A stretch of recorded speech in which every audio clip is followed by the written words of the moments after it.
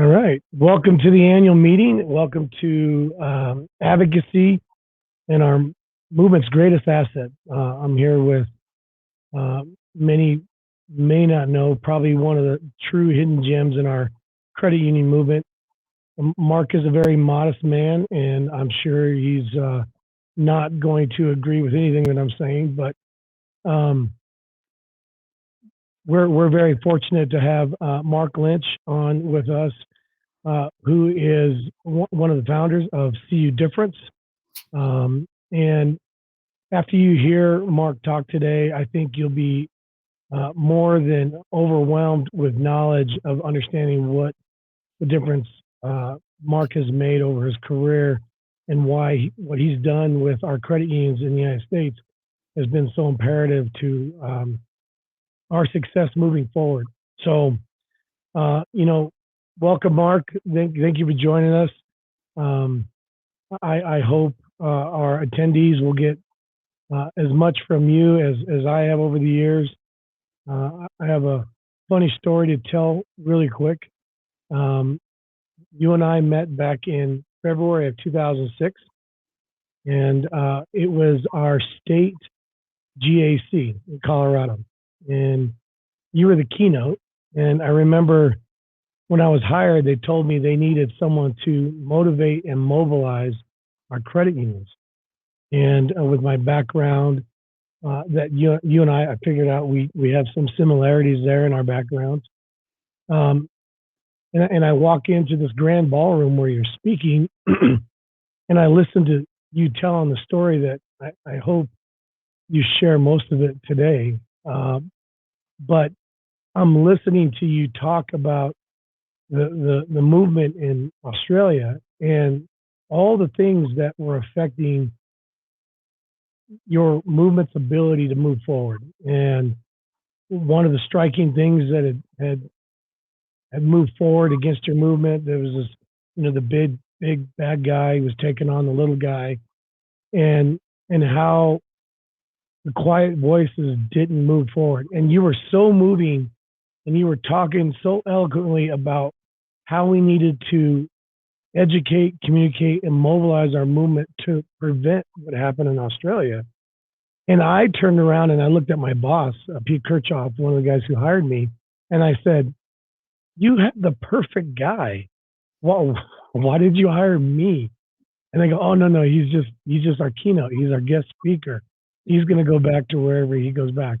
Then I remember meeting up with you after the session, and we had a very long conversation, and that born our friendship, and here we are, almost 16 years later, and you're still moving forward. So why don't you give us a little bit, before we go into it, a little bit of background on yourself, Mark, and tell us a little bit about your story. Well, thanks, Chris, and thanks for the opportunity to speak to you today. I began my career as a labour union official in Australia, and our labour union had a credit union. And so, on my second day, I became involved in the credit union as well. And advocacy was a key part of the work that I did in both organisations over many years. And I was principally in credit unions in Australia over many years, a board director. And what we're going to be talking about today, I lived through as a board director in Australia on the boards of one of Australia's biggest credit unions. And then had the opportunity to move to the US. And I moved here almost 17 years ago and set myself up working for credit unions. But the thing that actually got me started, the thing that enabled me to meet people like you and work in 49 states over that time, was telling this story. And once I told this story, people said to me, "Have you got any other stories you can tell? And how can you help us in other ways?"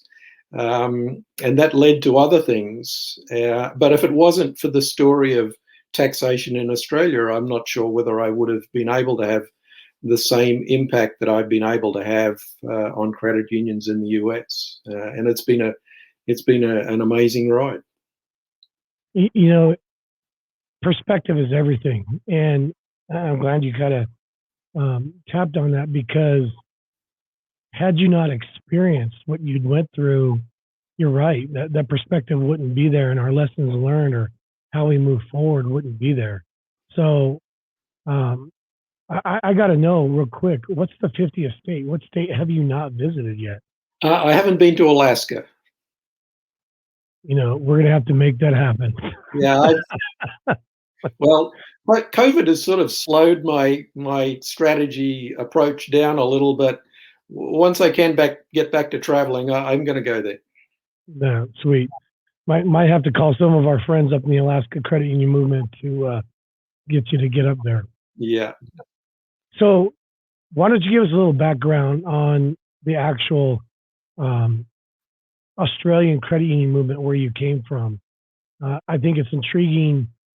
Many who may not follow, or especially our young professionals who are listening today, may not have any clue that there is an Australian credit union movement, or was, or likewise, there's credit union movements across this country or across the world. Yeah, that one of the really interesting things about Australian credit unions is that they would not exist if not for the US movement. How Australian credit unions began was shortly after the Second World War, and a group of Australian servicemen came back from here in the US and said to their friends and colleagues, we saw these things called credit unions over there, and they're just amazing, and we have to start credit unions here. And so they invited some US credit union leaders to Australia, and as a result of their assistance, credit unions began in Australia. And because it was a movement that was principally started by credit union leaders here in the US, the movement from inception through to the 1990s meant that Australian credit unions looked very much like US credit unions. There was a National Industry Association, there were state leagues, there were active chapters all over the country. It was a field of membership-based movement. There was a high level of involvement at all levels in the movement, a lot of interaction between credit unions, significant involvement of volunteers. It was volunteers that principally started the movement, just like here. Right up until when I was involved in credit unions, beginning in the late 70s, many of the founders were still involved in credit unions. Directors weren't paid. There was that real closeness between the members and the board and the staff of the credit union.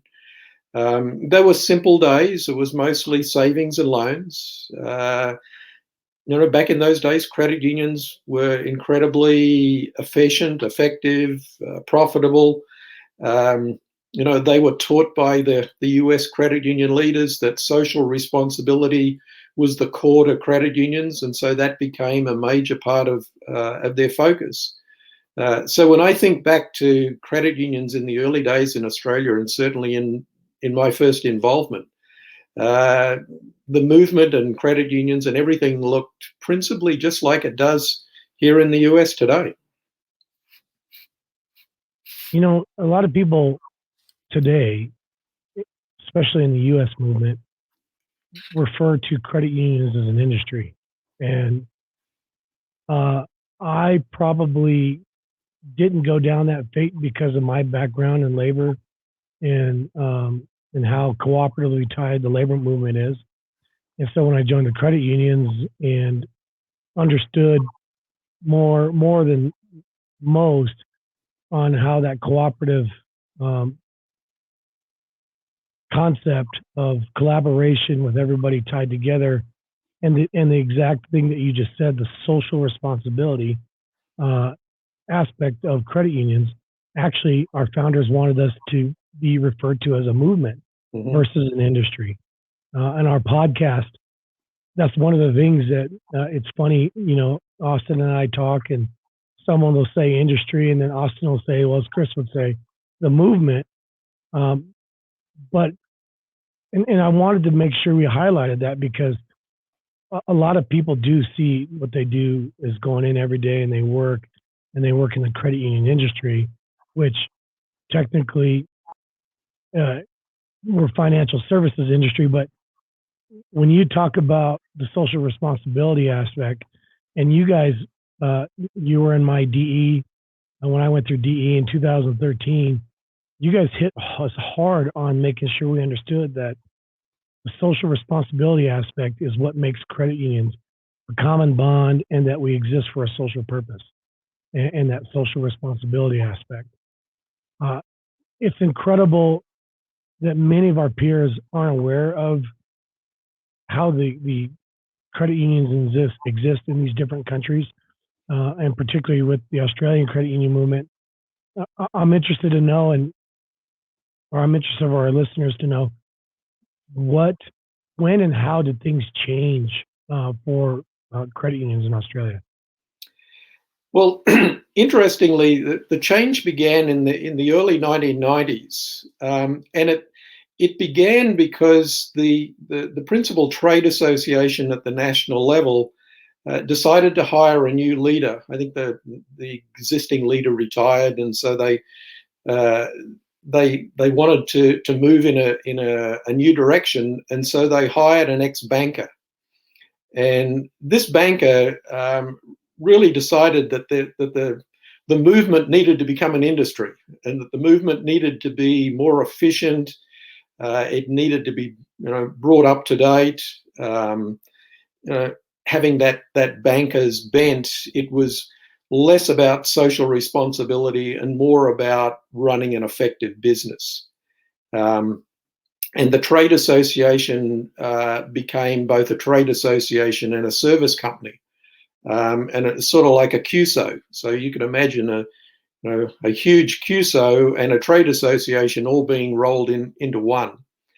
And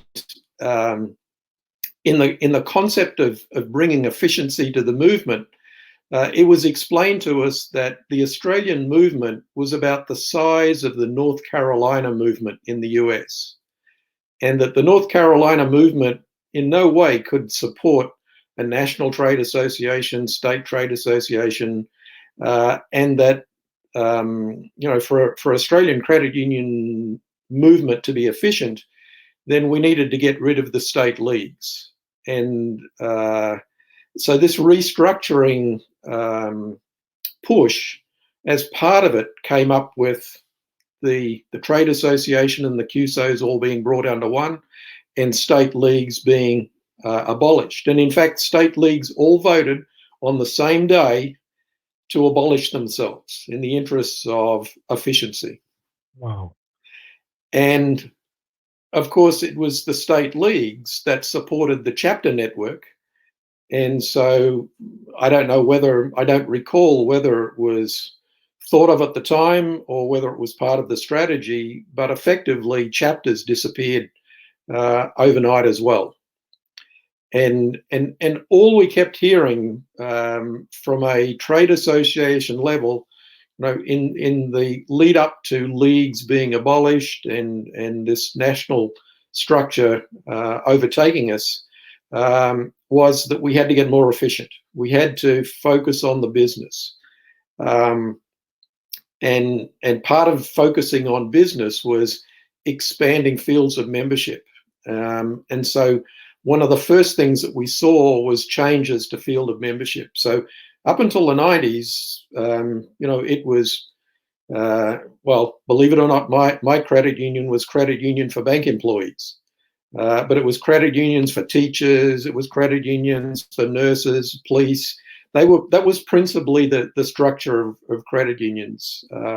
It was more an industry-based, more so than a workplace-based. There were workplace-based credit unions, but they were mostly either industry-based or there were some church-based credit unions, but very quickly there was this encouragement to do away with tight field of membership and expand as widely as possible.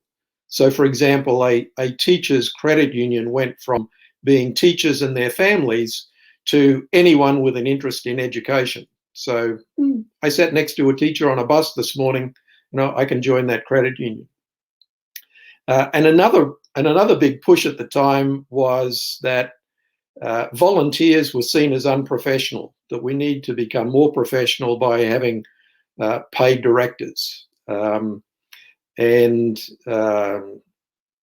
We had to expand the sort of services. We couldn't just be savings and loans. We had to be all things to all members. And this idea of doing good things in the community, that might make us feel good, but that really wasn't good for business. And so, we were encouraged to do less of that and to become more efficient in the way that we operated the business. And one of the things that sort of coincided with all this happening was that a credit union failed. It was the only credit union that ever failed in Australia, and it failed because of poor governance. And so, there was this big push, both at a movement level and also at a government level, to do something about the standard of board governance. Do you see a lot of those same things influencing our U.S. credit unions today? I mean, I know some of the things you talked about. I see some of our boards actively moving in that direction, and I know we do have some banker influences within our credit unions across the country.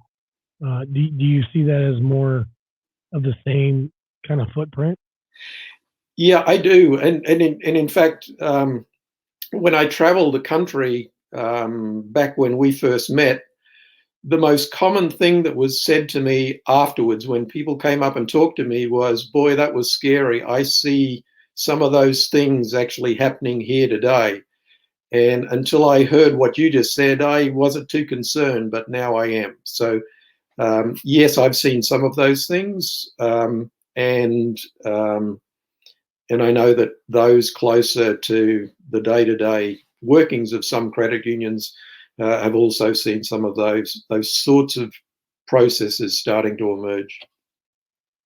Yeah, I know as someone who works in advocacy every single day, I have my little pet peeves that probably no one is really concerned with other than myself. But when you drive your passion towards something and you see the goodwill and everyone wanting to go the right direction, but then you get the mindsets of the for-profit sector trying to influence our not-for-profit social responsibility setup, it does create conflicts and challenges with some of our leaders, and it's something I know we continue to try and strike a fine balance where how do we modernize our credit unions, be more accessible and get more services to our members, but yet still balance how we were created and formed and serve our purpose. So, that drives my next question. In Australia, where did the idea, did the tax come from? So what's really interesting, and this is another huge difference between the two countries, is that at no point in Australian history did bankers ever make any issue of credit unions having an income tax exemption. So from the inception of credit unions in Australia up until this period of the mid-1990s, credit unions didn't pay income tax. Bankers never raised it as an issue. In fact, bankers really just looked upon credit unions as these quaint little groups of financial service providers that really didn't provide them with any serious competition. Which is interesting because throughout history, particularly from the 70s through the 80s, the credit union share of financial services in Australia was almost identical to what it was and probably what it still is here in the US. So it wasn't as if credit unions had a smaller share of the pie in Australia than they do here. It was just that bankers never really saw them as serious competition, and never campaigned to have them pay tax. And even, after the tax came in, bankers were somewhat bemused that, well, I wonder what difference that will make to credit unions. They never ever talked about what difference it might make to banks. So the idea of the tax, it didn't come from banker pressure. It actually came from the federal government. So at a point in time in the early 90s, the federal government was looking for ways to increase revenue, had a budget issue, was looking at cutting spending and increasing taxes, and how could it do that? And the suggestion came from somewhere within government that credit unions should be taxed. Now, whether it was an idea of, yes, this is a way to get money, now let's look for reasons to justify it, or whether it was, well, we've looked at credit unions and they really don't deserve to have this tax exemption, so let's change it. We never really knew the answer to that. All we knew was there was a proposal that credit unions should pay tax. There was a Senate inquiry set up to hear submissions from all interested parties. And that Senate inquiry proceeded. At the end of that inquiry, the government decided to proceed with the tax and phase it in over 3 years.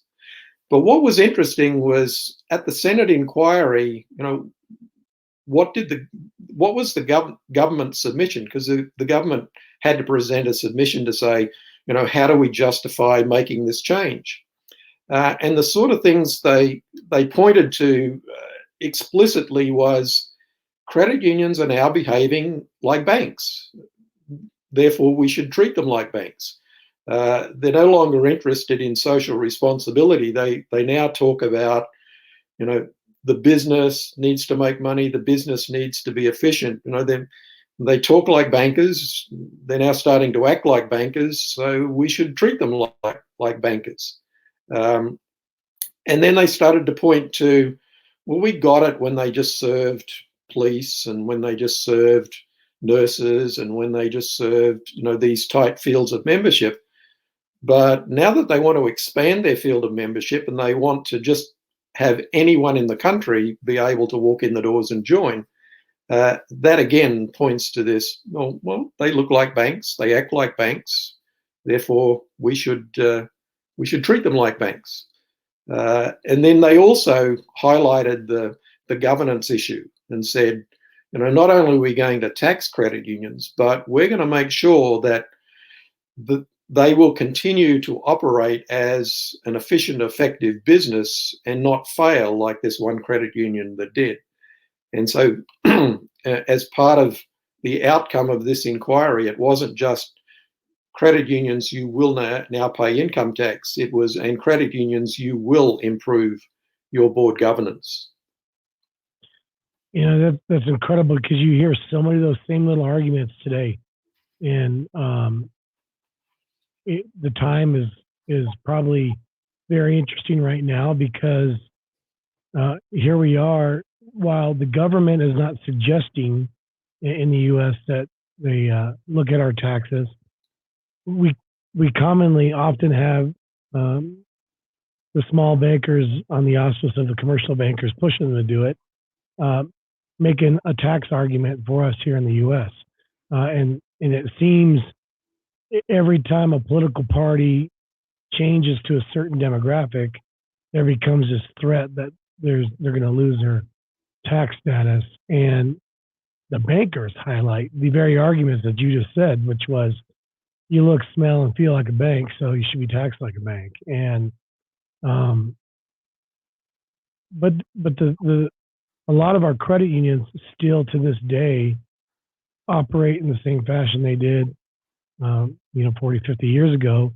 Technology has changed. Um, and there is a real need when certain segments go away because of outsourcing, because our U.S. government decided to outsource jobs to different countries.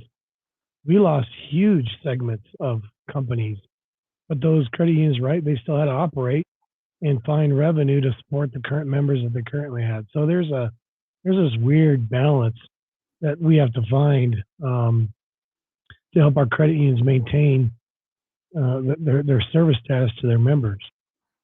Which what was the immediate impact, or why do you first before I think what was the credit union's initial reaction to the tax? I mean, you said it took 3 years, but to implement. But how long did that conversation take place before they took action on it? So was it 6 months, 9 months, 2 years? And what was the credit union's initial reaction to that? So from when the government floated the concept, and just to add one other thing that I think is really relevant to the advocacy piece of this, because the Australian political system is a little different to here in that we can advocate here to individual politicians, and we might have politicians from the same party with very different views about credit unions. In Australia, it's rather than have a policy that is open to every member of parliament to decide what their view is. In Australia, generally political parties have the policies. And in Australia, there's a two-party system, and one party is more conservative and one party is far more liberal. And the party that was far more liberal was generally supportive of credit unions for many years. Like they were the supporters of credit unions. It was the Conservative Party that didn't get the not-for-profit piece, and they were far more friendly with banks and didn't really have anything to do with credit unions. So if credit unions thought that the problem was going to be a political one, they were looking to one side of government, not the other.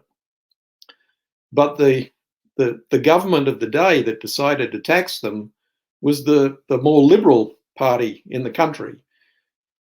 And when you think about it, it makes sense, because they're looking at it and saying, if you look after people, that's part of our philosophy. We'll support you and we won't tax you. But if you're going to just look after profits, then we're not going to support you. And so it sort of took the movement by surprise that a government that they thought would be friendly to them was the government that was actually putting forward the proposal. So they were a little shocked initially that it came when it did, and it was about a year of pretty frenetic activity from when it was proposed to when the Senate inquiry finished and the government said, okay, now we're going to set the mechanism up to phase it in over 3 years. So the movement through the National Association put a submission to the Senate inquiry. There was a little bit of lobbying to individual political leaders and to parties rather than going out and talking to all of the members of the federal government. There was a lot of communication from the Trade Association to credit unions letting us know what was happening. There was a group of people like me who were involved in labor union politics. The labor unions actually, many years ago, established the left part of Australian political parties. And so there's a connection there. So those of us that that had those links used them to try and lobby to have this position reversed. But when you think about political advocacy here in the US, not a lot of that happened as a result of it. There really wasn't a lot of activity in the credit union response, particularly when you compare it with what would be the case if something like that happened here. You know, as a you got to stand up for yourself kind of guy, because if you're not talking, someone else is. It's awfully surprising to hear that. I mean, when we take a back seat and let others make decisions, it's almost like, you know, the person that doesn't vote, you really can't complain about the outcome of the election because you didn't use your voice. It's awfully hard to hear, you know, especially when we're talking specifically on advocacy, that was the response. You know, when you talk about that, and you've seen how incredibly fast it went from a born idea of someone they didn't think they needed to follow or talk to boom, it's happening, it's in action, and now we got a 3-year phase in. That's 99% of our legislation that hits us today. And that's a massive piece of legislation to hit something like that. I mean, we had it happen to us with interchange. We had it happen with a couple other things, and we've had huge success on kicking some of the stuff back, or most of the stuff back, I should say. It's that one or two things that slip through that catch you off guard. And something like this makes us have the need to be more aware of who's making those decisions, how they're getting in office, and why we should be talking to them every day, not when we have to at last second to defend ourselves out, but we should constantly have this open relationship, this open dialogue to make sure we're having these communications so something like this doesn't hit us and it hits hard. In your opinion, why do you think the fight was lost? Well, I think there were a few key reasons why that was the case. Clearly, as you were just articulating, the movement was totally unprepared. It didn't think that this was going to happen. It didn't see it coming. You know, we had a friendly government there at the time. There was no pressure. It just sort of came out of the blue. And so, you know, as a movement, we were just totally unprepared. One of the really sad things, though, and I think this is another key reason why the fight was lost, was that there were some credit union leaders, and particularly the CEOs of the big credit unions and some of the former bankers in the trade association that actually were supportive of the tax. Not openly, but secretly supportive of the tax. And the reason for that was that as long as there was a tax exemption, it was difficult for them to persuade credit unions to fully support this strategy of becoming totally focused on business.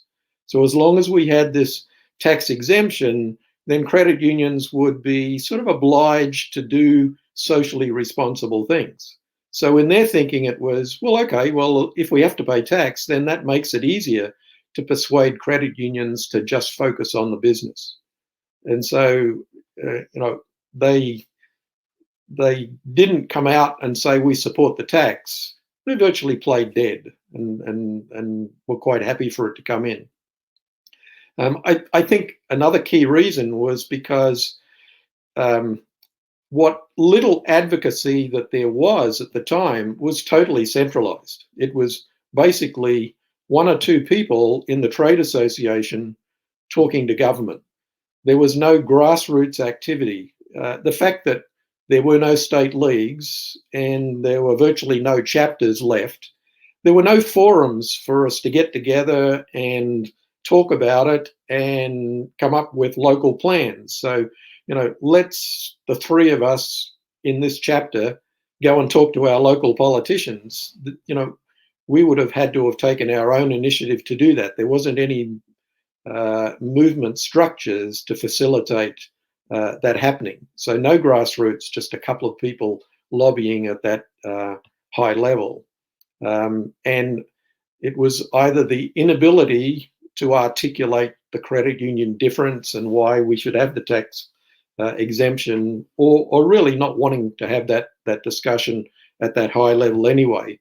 I think some of us became very suspicious after the event when we looked back and we read and thought, we thought that our leaders were fighting for us, but we're not so sure anymore.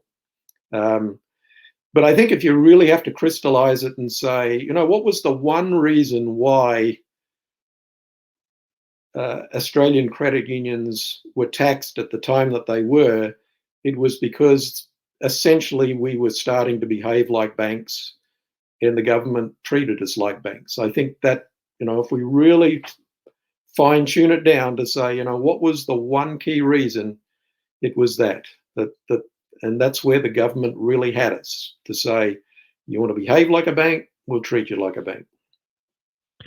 It's incredible to hear. I mean, I know I've heard this many times, but it still draws my ear that, where was the buses, the grassroots, where was the communication, where was the mobilization, where was the,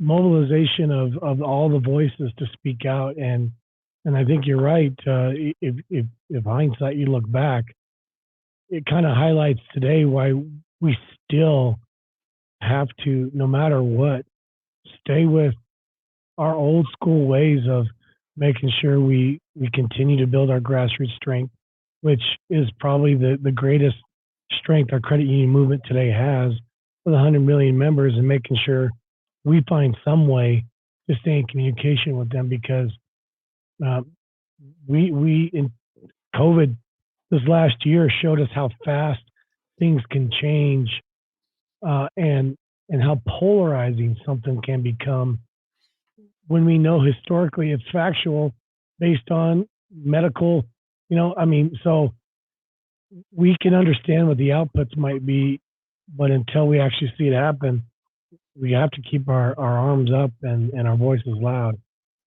What was the immediate impact of the tax for the credit unions in Australia?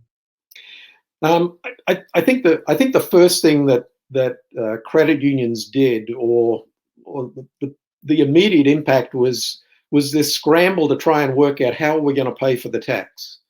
And there were all sorts of ideas like, well, we're too small, we'll need to merge. We've got too many branches, we need to move away from bricks and mortar and consolidate, get people to do more things online, even in those early days, or get them to go to another branch that might not be as close, but it's in the general area.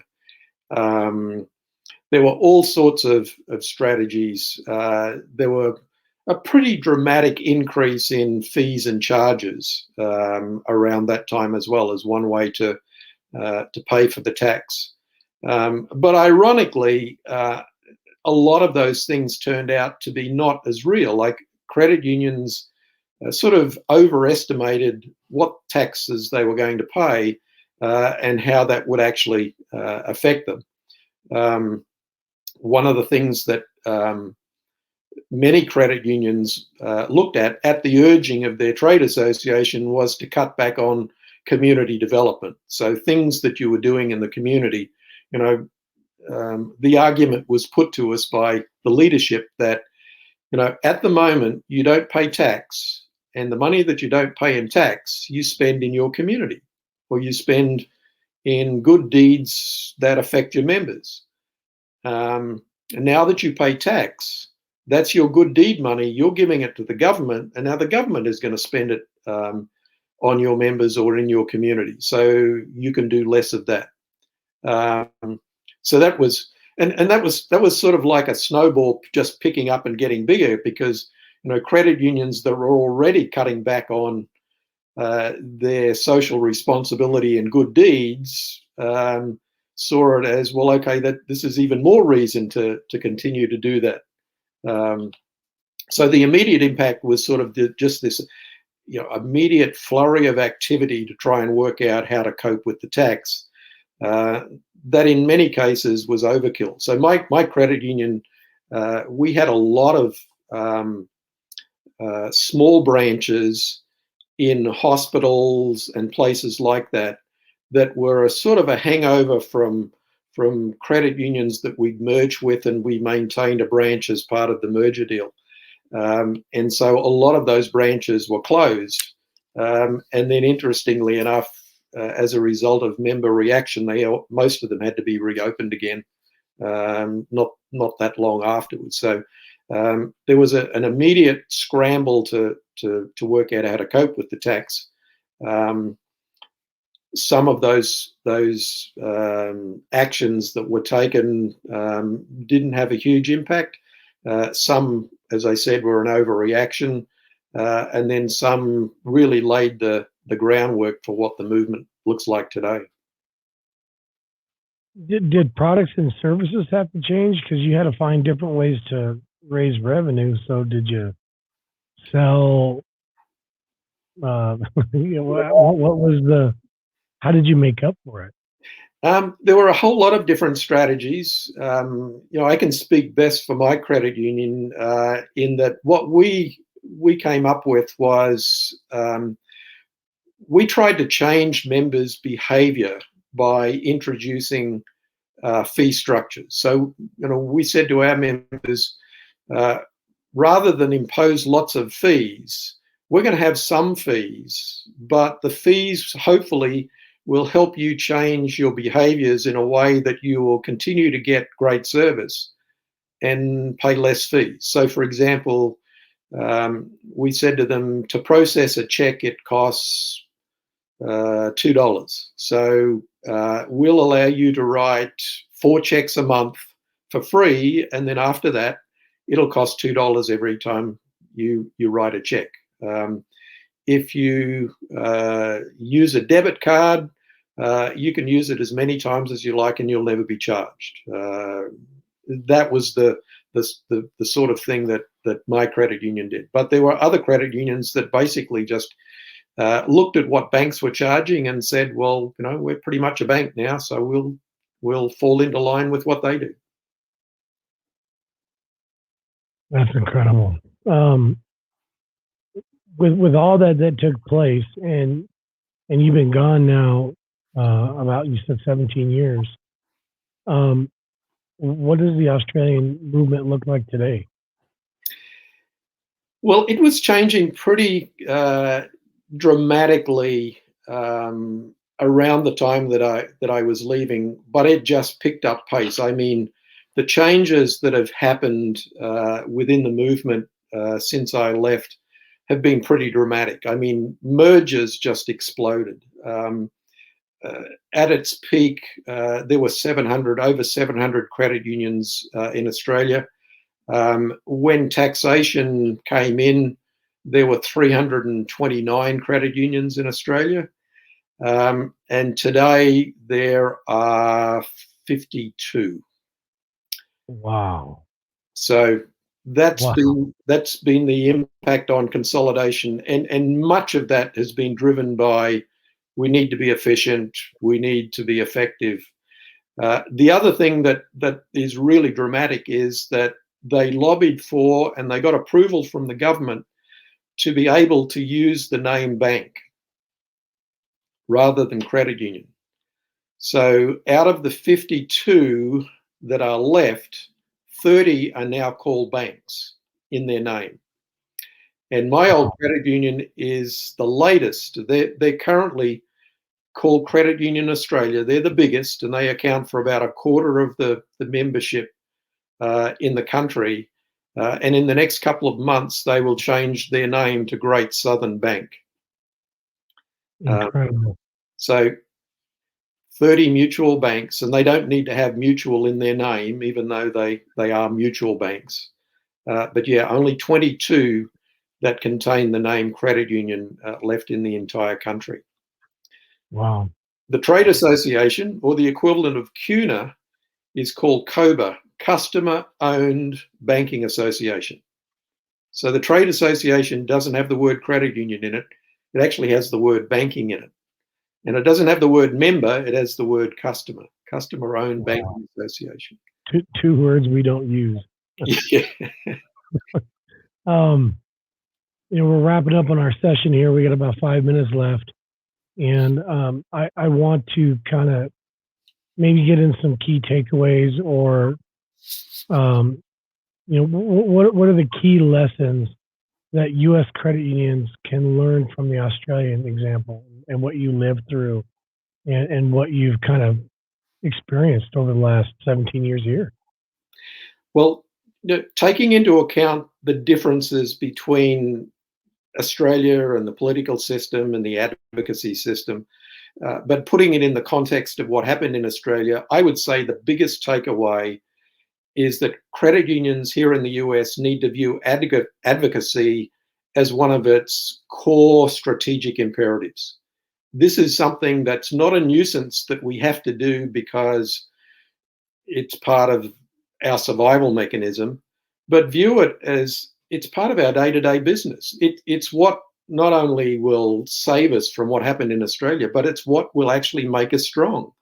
Because if we are strong on advocacy, it means that we understand our reason for being. It means that we understand that the reason that we have this tax advantage is because we care about our members and we care about our communities, and we do great things every day to help them. And if those two things go hand in hand, then we're really good at looking after our members, and we're really good at advocacy, which means we're really good at protecting the credit union so that it can be there for members in the future. So viewing advocacy as one of the core things that we just do every day, and to have it as part of our strategic plan, and to value those credit union principles of cooperation and social responsibility, as well as at the same time running a very effective business, because we can't do all of these socially responsible things if we're not running a good business. But we just don't exist to run a good business. And I think continually educating our members about the credit union difference and cooperative ownership, and what makes credit unions unique and different and powerful, so that if there's at any point in the future that we really need our members to step up and help us with our advocacy campaigns, they're there. They understand it. We've educated them. We've kept them up to date. They know that their voice might be needed at any point to save their credit union from something happening that would mean that it's not going to be there for them when they need it. So I think they're the key lessons. Some other lessons I think we can learn is don't behave like a bank. Avoid using the B word. I never use the word online banking. I use online services. I'll do anything to avoid using that B word, because I think that's just the thin end of the wedge. I think remaining a cooperative and cohesive movement, working together with other credit unions. One of the things that you see in Australia today that you don't see here, or you might see it from time to time, is this competition between credit unions. In Australia, they're competitive. They're not cooperative anymore. So I think a lesson to work together through our leagues and our chapters, so that we're always talking and working together.